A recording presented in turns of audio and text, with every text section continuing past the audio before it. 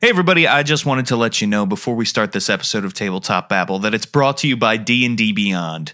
D&D Beyond are the official digital tool set of Dungeons and Dragons. You know them, you love them, they are incredible. You've probably been checking out the free content like Todd Kenrick's videos, articles by James J. Hake, and so much other awesome stuff that they're putting out there like Heroes of the Veil, their actual play that is super popular and good. So check them out for those reasons, but if you're not using D&D Beyond yet, you should. You can check it out for free. You can build some characters using the basic rules and that sort of thing and see how great it works. Bring it to your next game. You know, play a halfling rogue and you will be impressed. Play a wizard and you'll see how you can click on spells. Don't even need to open a book or shuffle through cards or anything like that. Bada bing, bada boom. It's right there. D&D Beyond is pretty incredible. It helps new players learn how to play. It helps grognards stay organized and keep track of all the rules that they have in the brains. Plus, they're putting out lots of great stuff. So go check them out at dndbeyond.com. They're awesome. dndbeyond.com. And we need like some sort of cool catchphrase there. D&D Beyond. Beyond the dragons and dungeons. Nah, we'll work on it. This is Tabletop Babble. I'm James Introcaso.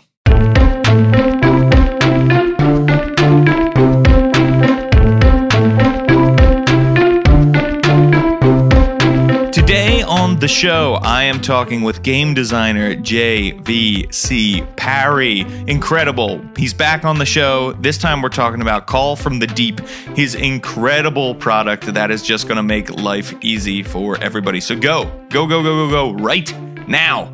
Check it out on DM's Guild and listen to us talk about aquatic adventures, madness adventures, so many awesome things. It is great. JVC Parry is a monster on the DM's Guild. You'll see why that's a pun in a second. And he just really puts out some great stuff. So go check him out and listen to this interview. Okay, everybody, now I'm here with one of my favorite game designers and creators. Welcome back to Tabletop Babble, JVC Parry. For people who don't know, who are you and what do you do in the world of tabletop role-playing games? Hello, everyone. I'm JVC Parry. I am a freelance RPG author, mostly for Dungeons & Dragons 5th edition. I'm yet to work on any official Wizards of the Coast stuff, but I've worked with companies like Lawsmith to create their Kickstarted products. I've also published myself on DM's Guild, and I've written for a couple of other publishing companies on DM's Guild, such as PB Publishing, Poison Potion Press. I think probably my most recognizable achievements there would be Shore of Dreams and Monsters of the Guild. Yes, absolutely. Two great products that people should definitely go check out and pick up. And I'm super excited to talk to you today because now we've got another super ambitious product that is coming out, will probably be out when this podcast releases. That's the plan anyway. So let's talk a little bit about Call from the Deep. I love this product. You have sent me a preview of the first chapter here. It is extremely well made. It is intriguing and it is different from anything we have so far. So tell me a little bit about it. What is Call from the Deep? It's a campaign, essentially. It's a Dungeons & Dragons 5th edition campaign that I'm going to release on the DM's Guild. Like the Wizards of the Coast campaign, it kind of should run from level 1 to around level 12. There's a lot going on, so there's potential for characters to finish at higher levels than that, but that's kind of the area that I'm aiming for. It's got mixed themes. I think it starts off as a mystery adventure. Then you get the chance to do some swashbuckling in the middle chapters, kind of pirate adventure style, Pirates of the Caribbean themed, Hook themed. There's a lot of comedy in it. And the reason some of that comedy is in there is because it quickly devolves into Lovecraftian horror towards the final chapters, where we have a face-off against one of my favorite D&D villains, the Mind Flayers. And this takes place in the Forgotten Realms and is just a super ambitious thing to put out a product like this, right? How long have you been working on this? Because it's great to see some things that have seafaring themes coming out, especially with the release of Ghosts of Saltmarsh. Did you know when you started working on this that Ghosts of Saltmarsh was coming out? So I think when I very first started working on it was at least a year ago, maybe even a year and a half. And I had absolutely no clue at that point. But I kind of took a bit of a break from it and to work on some other projects. And then I'm an avid listener to the Dragon Talk podcast with Greg Tito, and especially to those Law You Should Know segments with like Chris Perkins and Matt Cernit and others. And I remember kind of in the run up to Saltmarsh, as they do, they started, hinting at, well, there were a lot of discussions about Sahuagin. There was some about the Kraken Society and Slarkrethel the Kraken. And all of those things kind of got me back into it. Essentially, I started coming up with new ideas for how to progress. I think I had pretty much all of chapter 1 written at that point. But hearing those and knowing that probably that meant a nautical campaign was due for release, that made me really kick me into gear, I suppose, and I started cracking on with the rest of the chapters. Sure, yeah. It was you had the idea, and then you thought, oh, this is going to line up well, so you made this happen and come to the front. It's great. I love this thing. It starts like many of the Wizards of the Coast hardcover do, with a dramatis personae list, and there are many NPCs in this thing. And you talk about the mind flayers being part of this as well.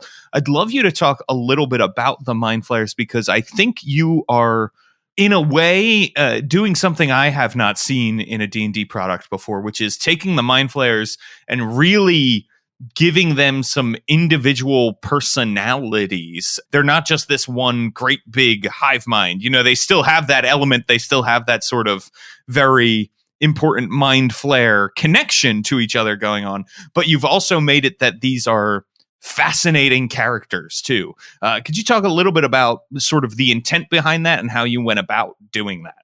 Yeah, certainly. So, well, as I mentioned, mind flayers have long been one of my favorite D&D villains. I think, I only really started playing with 5th edition, and I remember flicking through the monster manual and seeing the mind flayer there and thinking, wow, I want these guys in every campaign I run from now on, basically. And then as well, with the release of Volo's Guide, we got such an amazing chapter all about kind of mind flayers, their society, their technology, how they use psionics, everything to do with kind of wider Illithid empire. And really, I just wanted to build on that and do something that I'd not seen anywhere else before. So it mentions in Volo's Guide, and I've read this chapter, I don't know how many times over, that when Illithids are created, obviously they're created through the process of ceremorphosis, where a tadpole is put into their ear and into a humanoid's ear, and they go through this transformation to become a mind flayer. Well, yeah, I mean, it's just like the kind of body horror in that is just absolutely grotesque, and I love it. And so some of those individuals during the process can retain some of their memories of their former lives. And also because mind flayers, although they work as a hive mind, each has its own specific area of research, or area of interest at least. And I thought what the kind of extension of that would be to see it actually impact their, not quite personalities necessarily, but at least their kind of modus operandi. Within the inner circle of mind flayers in this adventure, I have detailed 4 in particular that have slightly, I guess you could almost say, aberrant behaviors for mind flayers. There's a mind flayer warrior in there who is kind of a martial strategist. There is a mind flayer who's obsessed with biotechnology and experimenting on other human beings. There's one that likes to create magic items, which are psionically infused, and uses those to devastating effects.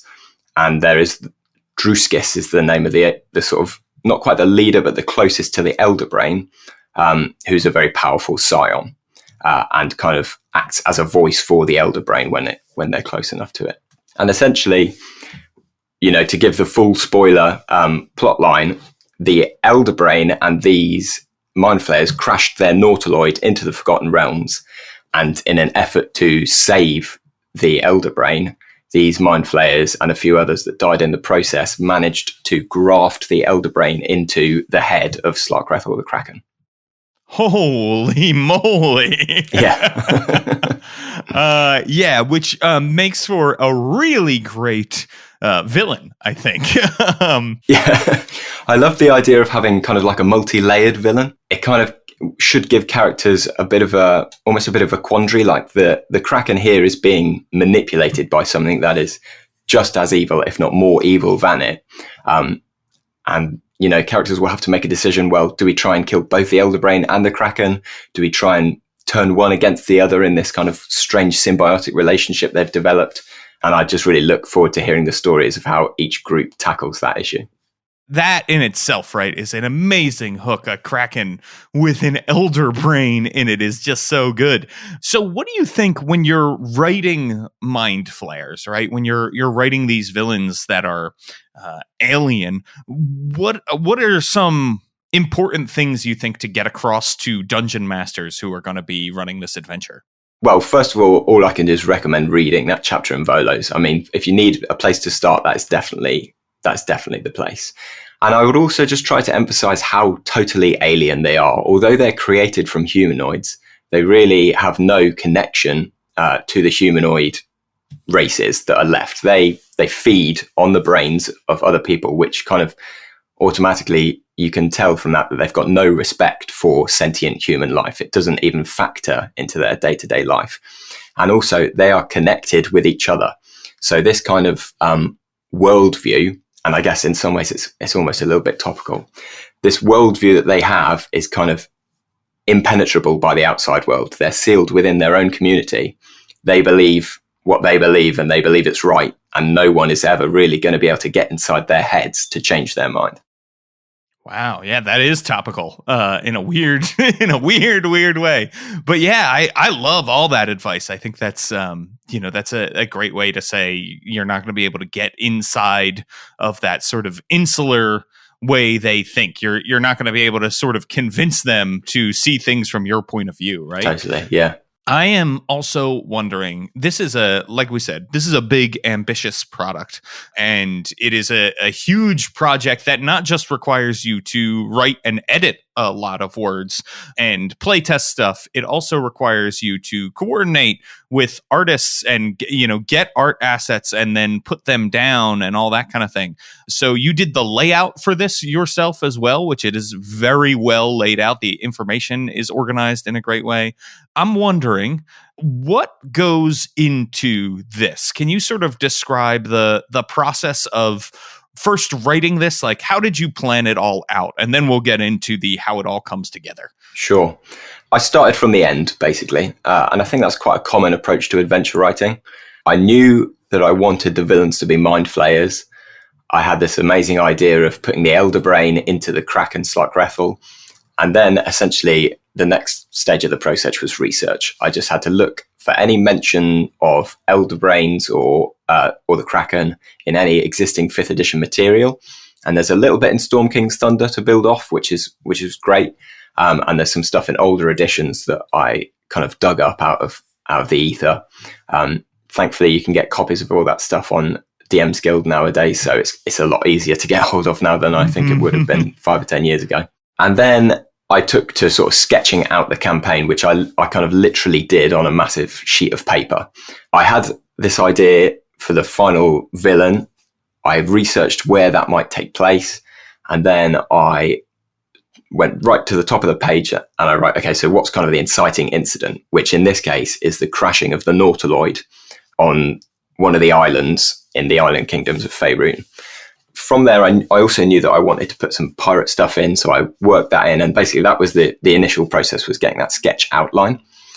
Then I started writing, which was a long process.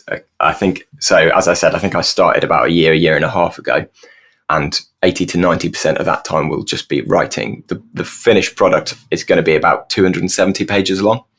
Although there's art and maps in there, most of that is just kind of pages of text, as you'd imagine.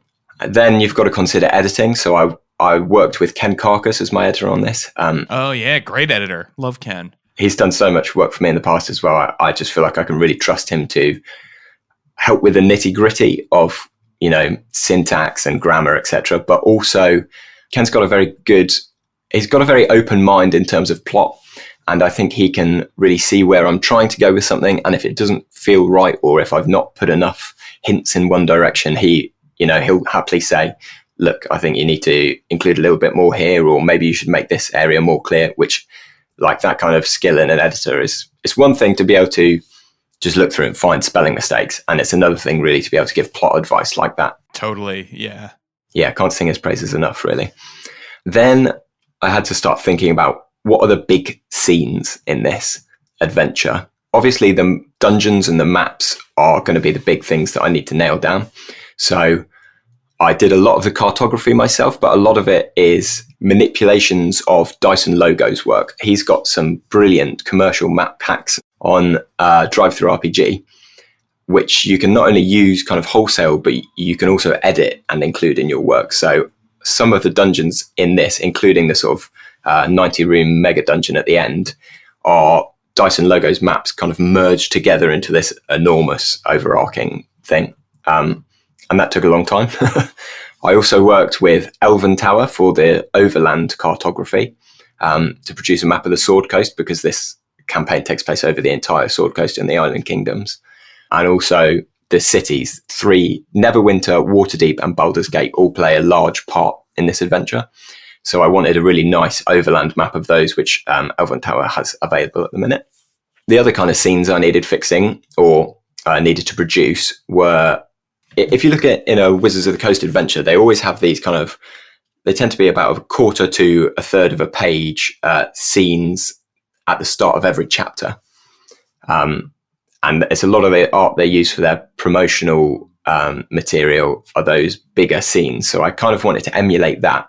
And so as I was playtesting the adventure, I kind of picked out the scenes from my home group that I thought were really eye-catching and really dramatic.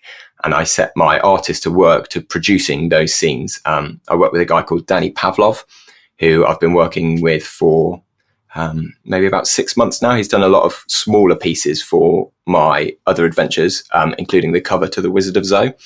So he's done all of the portraits and all of these big scenes in this. And I just think he's done a phenomenal job. Yeah, these, we were talking before we started recording, these Mind Flare portraits are just beautiful. They're really, really good stuff. And, I think there's a lot of great art that jumps off the page to me here when I am looking at stuff. The heading of chapter 1 is the crash. Again, not to give anything away, but there is a specific vessel that may or may not have its roots in some mind flary places that has crashed on this rocky shore, and it is just one of the most beautiful pieces of D&D art I think I've ever seen.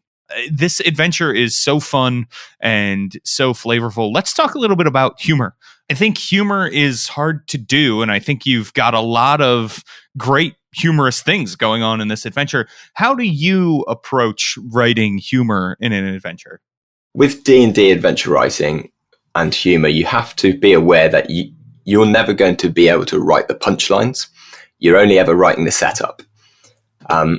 So you want to include funny locations, funny characters, funny events that in themselves, there's a bit of humor there, but really what will make it come to life and what will cause it to be absolutely hilarious at the table is the DM themselves. So you just got to give that little bit of inspiration and a little bit of guidance so that they can really finish the job themselves. I think probably my favorite example of, I've kind of split the humor in with the pirate side of this adventure, because as a kid, one of my favorite films was Hook. And that I've really tried to kind of funnel that through this adventure in places. So we've got, for example, a pirate lord who's a green slard, but dresses up in that whole kind of Hook style regalia. So the big hat with all the feathers coming out of it and a long old black spiraling wig. And I just think small pieces like that every now and then really gives the DM a chance to make a really funny moment out of it, essentially. Exactly. Yeah, I think that's perfect, right? And then also gives the players a chance to sort of interact with those characters and let the humor come through. I love it so much. This does seem just like it's packed with great ideas and that sort of thing. How do you get your ideas? Because you've written many really cool, interesting adventures, right? Not just this one. When you get an idea, do you write it down immediately? What do you look for inspiration? How do you make this all work? So a lot of my ideas come from reading other people's work and to some extent, and reading, just taking in media, literature, films, and that will tends to spark a small kind of it might just be a sentence or two of like, oh, what about this? So something like The Wizard of Zoe, for example, I just had recently watched The Wizard of Oz, and I thought, how could I bring this into D&D? And it was at the time that Tomb of Annihilation was being made, so that was kind of the sentence: The Wizard of Oz in Chult, basically.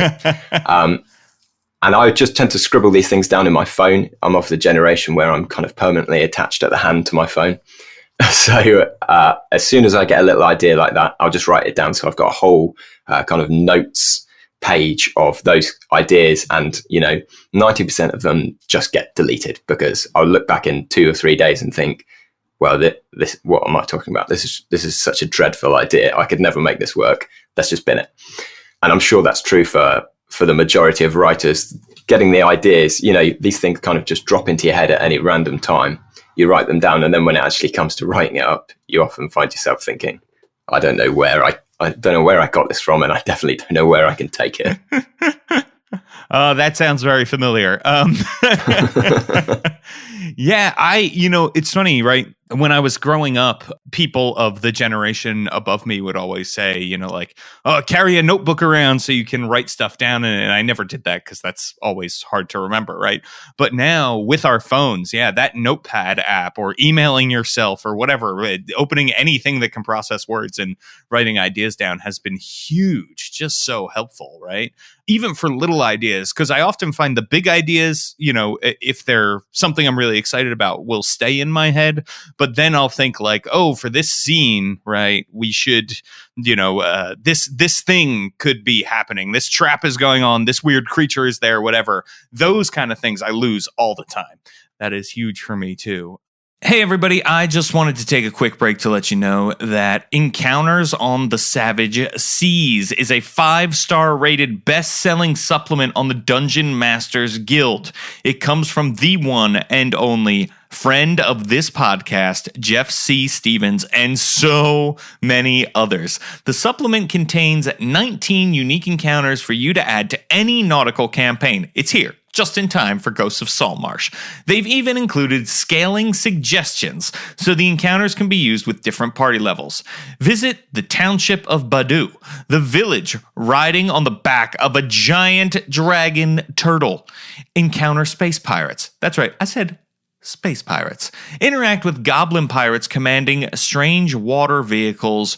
Role play with lone sharks. Endure the fog of horrors, and so much more. It is a very incredible supplement by some very talented writers, well edited, got art. Go check it out. Encounters on the Savage Seas. Let's get back to the babble. So, when you are getting ready to launch something like this, I've been seeing you tweet about this. I think you've been doing a good job building up kind of the hype for it slowly, at least on Twitter. I'm a big fan of yours on Twitter. I see you've been tweeting about Call from the Deep. Is that all sort of stuff that you think about? Like, are you like, oh, you know what? I'm going to tweet about this X number of times per month, or is it a more organic thing? I would say it's more organic. I think until this product, really, I've been a terrible promoter and marketer. I'm on social media a fair bit, but a lot of the time I'm just kind of scrolling through everybody else's stuff and getting excited about everyone else's work. And so really, I just kind of looked at how other people did it. And I think the key is really people are interested. People are following you, or people have liked your page because they want to hear what's going on. And I think previously I was kind of the opinion that, the behind the scenes stuff was behind the scenes. People don't care what I'm writing at the minute. They just want to see the link when it's done. And actually, I think that's not the case at all. I think people do want to see, the early sketches of the artwork, and they want to hear about the early drafts for the different locations or whatever it happens to be that you're working on. And I think that realization kind of helped me along the way of promoting, because I just thought, I'm going to share almost on a daily basis what I'm working on. And it's worked. People seem to be really engaged with it way more than my previous products, where it'd just be like, okay, here's a finished piece of art, here's a finished piece of plot, and here's the link for the thing. Right. Yeah. Well, that's good to hear. It's certainly something that I have been excited about, because not only have I seen it come up on Twitter, I see this picture of a mind flare as your profile picture now every time you tweet. You've been pushing the call from the deep stuff quite a bit. In fact, let's talk about this cover image. It is so evocative. So why don't you describe to me what's on the cover and tell me how you got it? So I should say the artist is someone is called Gabriel Casata. I reached out to them through DeviantArt, and this was really ages and ages ago. When I first had the idea for the adventure, the first thing I did was start looking for art that I could kind of buy straight away off the shelf and just plug in. The custom art I knew would have to be developed later as I kind of wrote things and determined which scenes would be the most memorable. But I knew, for example, a cover, I was so sure that there'd be an amazing mind flare picture out there. I mean, there's plenty already in existence, and I just had to find the one that worked. So on the cover is indeed a mind flayer with a curling face full of tentacles, kind of horrifying, almost blind-looking white eyes. There's candles giving off smoke and a nice clawed hand coming in over the top. It's very sort of Lovecraftian and very evocative. And yeah, I just found it through scrolling through. It was either DeviantArt or ArtStation. Those are the two kind of areas that I look for new artists. And yeah, Gabriel Casata it's just a phenomenal piece that he'd already got.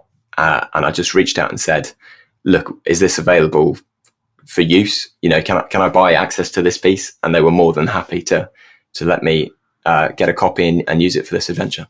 There's a big value. I see this a lot in the work that I do too, for the guild and stuff. There's a big value in buying art that's already been created, right? Commercial use art that you can purchase and use in your products, typically because it's not as expensive as custom art. And there's a lot of really good stuff out there if you're willing to do some research and do some searching. Where do you go when you search for stuff? This adventure particularly is packed out with Dean Spencer's artwork. Mm-hmm. I've got to give a massive shout out to Dean because yes. You know, his work is just amazing quality and very competitively priced. And really it's too low, especially when it's on sale. Agreed. Yeah, his stuff is amazing. And in fact, I feel like whenever a new piece comes out, there's sometimes a rush to use it because it's like you want to be the first one who gets that on the guild. Yeah, when he does his full kind of cover-sized pieces, it really is like you won't wait more than 2 weeks before that appears as someone's cover on the guild. Mm-hmm. And that must be great. You know, I think for him especially, that must be amazing to see people so excited for the next piece of artwork that he puts out. Absolutely. And so he sells all of that on DriveThruRPG. I think he's also got a Patreon account. So that's one of the main places I look on DriveThru. There's kind of a wealth of good stock out there. I would also recommend Daniel Commercy, who does a lot of sort of landscapes. And also more recently, I discovered, I think their name is Forrest Immel, who does these amazing kind of character class, full body portraits, also for a really reasonable cost. And they're just great little pieces of filler art to kind of stick in amongst your custom work to really bring it to life.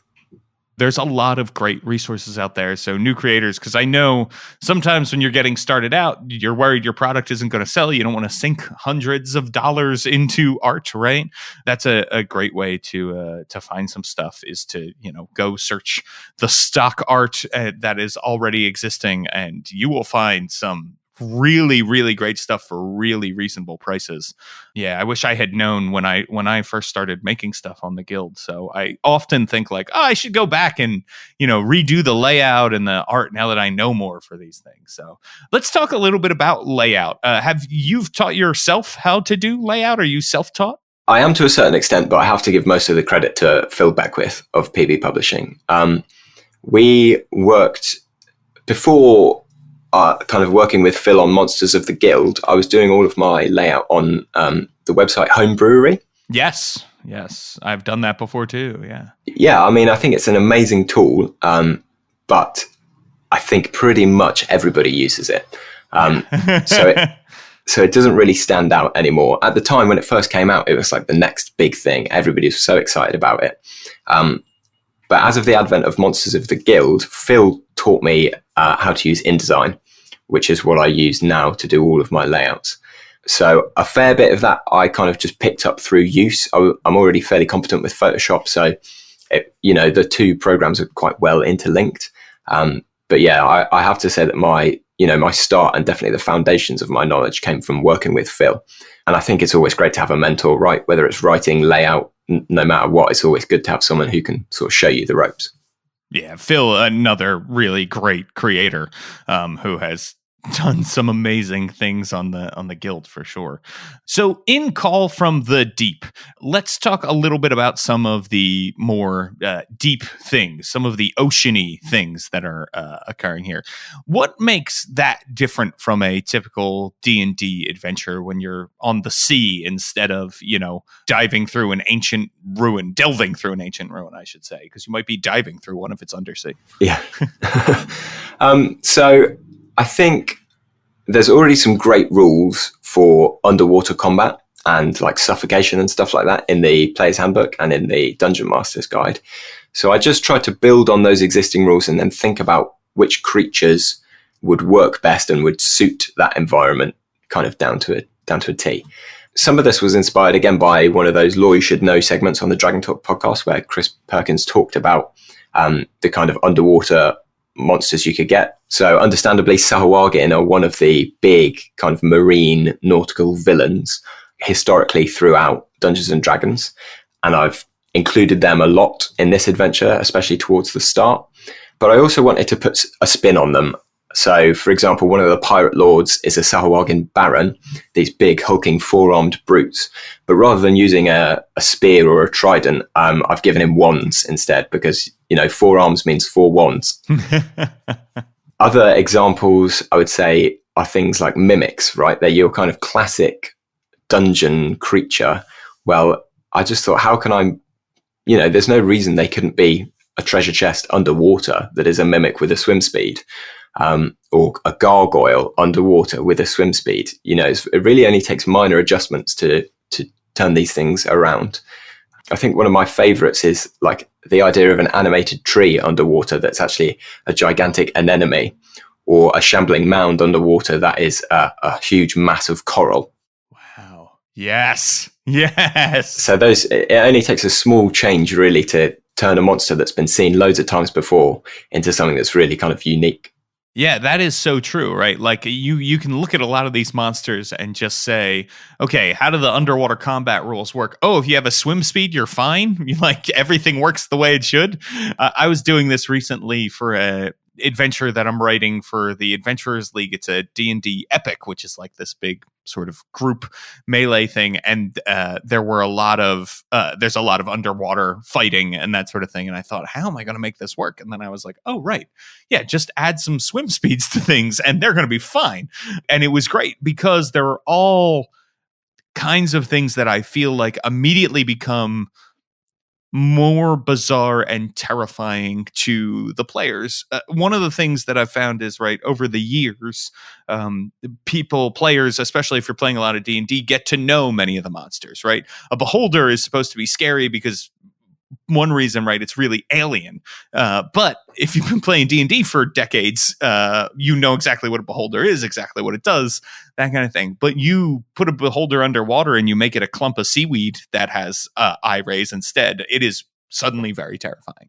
So yeah, I love the coral shambling mound is so good. I love that. This also links back to the mind flayers like we were talking about earlier. I wanted to give a creature that we'd seen so many times before in older editions and that, kind of veteran players would be familiar with. I just wanted to give them a new spin. So giving them these kind of fractured splinters of personality is my way of doing that.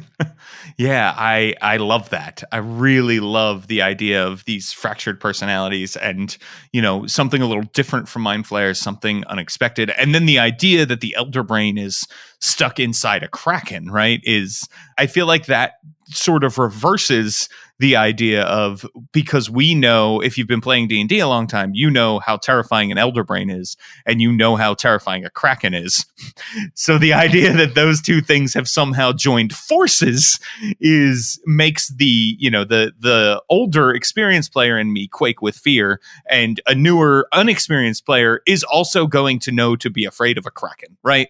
No matter what is inside of its body. So, yeah, I think it's great. Do you have any particularly favorite parts of the adventure that you want to call out?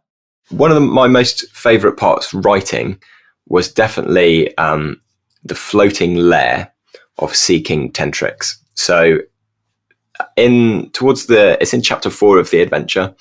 The kind of pirate who is ruling over this fleet called the Black Armada that's kind of plaguing the Sword Coast is called Seeking Tentrix. And I didn't want just another ship fight. I think there's going to be enough cannon firing and ballista firing in this adventure as it is. So I thought, how can I make his final lair unique, but keep that pirate feel?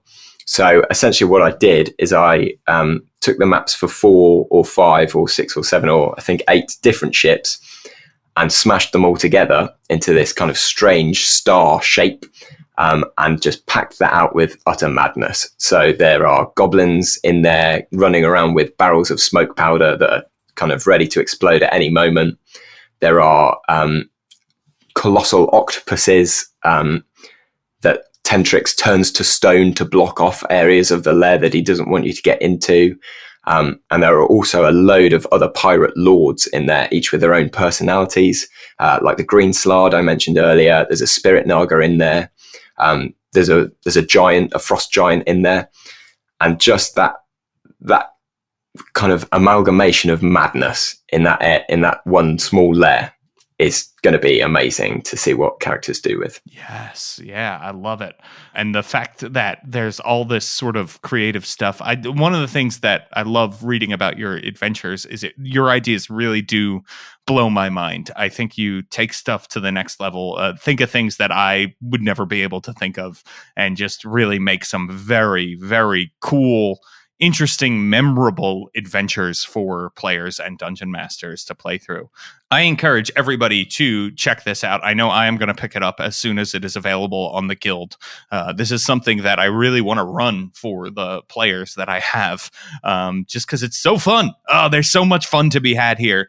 And I think it would make a great tie-in, actually, if people wanted to try to tie it into Ghosts of Saltmarsh and, have a little Saltmarsh tie-in that turns into a great level 1 through 12 adventure. You could probably throw some of the Saltmarsh stuff in alongside it and make something really unique and special too. So if you're running Saltmarsh, pick this up and run them both at the same time and blow your players' minds. It'll be a blast. Let's talk about where people can find this and where people can find you. Okay, so my kind of optimistic release for this will be on the 18th of June, which I guess by the time you're listening to the podcast will already be up and running. So you should just be able to find it on the DM's Guild by searching Call from the Deep or searching for JVC Parry, which will bring up all of my adventures. And that's where people can find me online. Twitter, JVC Parry, Facebook, JVC Parry, jvcparry.com is my blog, which has taken a bit of a backseat while I've been writing this. And I'm also hoping to stream a bit more frequently. So you'll be able to find me on Twitch at JVC Parry as well. Excellent. And you should, it's great. What a great human being and a great person you are, JVC, and a great designer. So people should go follow you and they should check out Call from the Deep. Thank you so much for joining me today on Tabletop Babble. I really appreciate it. Thanks for having me. What a great interview with JVC. Always excellent to have him on. People, if you're loving the conversations and you want to support Tabletop Babble financially, we would really appreciate it. This show is not cheap to make. So head on over to patreon.com/Introcaso and check out all the reward levels, $1, $5, $10 a month. You can get extra content. You can take a survey to decide the direction of the show. All kinds of great stuff is happening over there. So head on over. It's patreon.com/Introcaso. And also, if you can't support the show financially, or you can and you still want to help us out in another way, head on over to iTunes. Leave us a 5-star review. Even if you're not using iTunes to rate and recommend podcasts, odds are your podcatcher app is doing that. So please create a free account, rate us, rate all the other podcasts you love. We would so appreciate it. Plus, if you leave us a 5-star review, I will read your review out loud verbatim. You can make me say anything you want. It's been a long time since we had a review, and I'm sad. So please go leave a 5-star review. All right, people, you can find me on Twitter at James Introcaso, and you can check out all the game design stuff I'm doing over at worldbuilderblog.com.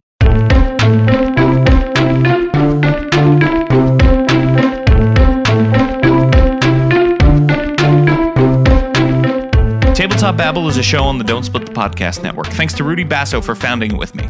Our theme music, which you're listening to right now, was provided by Battle Bards. Don't forget, RPGs are like sex.